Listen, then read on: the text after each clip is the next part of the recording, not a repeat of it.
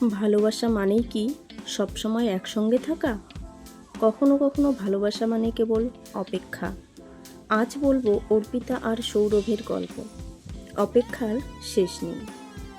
অর্পিতা আর সৌরভের পরিচয় হয়েছিল কলেজের ফ্রেশার্স পার্টিতে। সেদিনই দুজনের চোখে চোখ পড়ে যায়। ধীরে ধীরে বন্ধুত্ব থেকে প্রেমে রূপ নিল।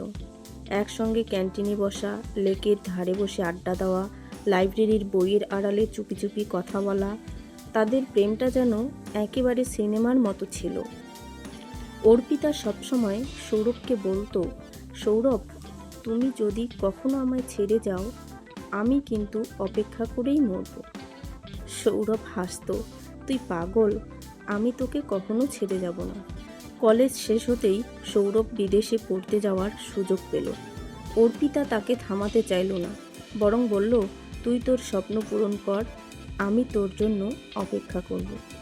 প্রথম দিকে প্রতিদিন কল, ভিডিও চ্যাট, মেসেজ, কিন্তু সময়ের সঙ্গে সঙ্গে ব্যস্ততা বাড়ল সৌরভের কল কমতে লাগলো, মেসেজ আসা প্রায় বন্ধ হয়ে গেল।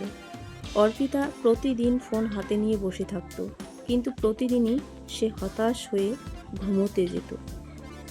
একদিন অর্পিতা হঠাৎ দেখতে পেল সৌরভের সোশ্যাল মিডিয়ায় অন্য এক মেয়ের সঙ্গে ছবি আপলোড করেছে।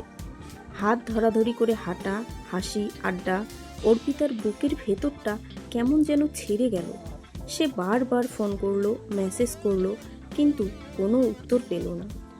দিনের পর দিন অপেক্ষা করলো। হয়তো একদিন সৌরভ ফিরবে, হয়তো সব ভুল বোঝাবুঝি হচ্ছে। কিন্তু সৌরভ আর কোনো দিনও ফিরল না। বছরের পর বছর কেটে গেল। অর্পিতা আর বিয়ে করল না। প্রতিদিন লেকের ধারে একই বেঞ্চে বসে থাকত, হাতে একটা চিঠি, যেখানে লেখা ছিল, সৌরভ, আমি এখনো তোর জন্য অপেক্ষা করছি। মানুষজন হাসতো, বলতো এ মেয়েটা নাকি এখনো তার প্রেমিকের জন্য বসে থাকে। কিন্তু অর্পিতার চোখে সবসময় শুধু সেই একটাই স্বপ্ন, সৌরভ একদিন ফিরবে। একদিন সকালে লেকের বেঞ্চে মানুষ দেখতে পেল অর্পিতা চুপচাপ বসে আছে, কিন্তু আর জেগে নেই। হাতে সেই একই চিঠি, আমি তোকে ছাড়া কিছুই না, কিন্তু আমি তোকে ছেড়ে দেইনি। ভালোবাসা কি সবসময় পাওয়ার নাম, নাকি ভালোবাসা মানে শেষ নিঃশ্বাস পর্যন্ত অপেক্ষা?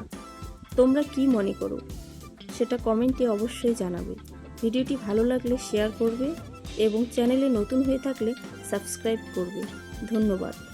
দেখা হবে পরের ভিডিওতে।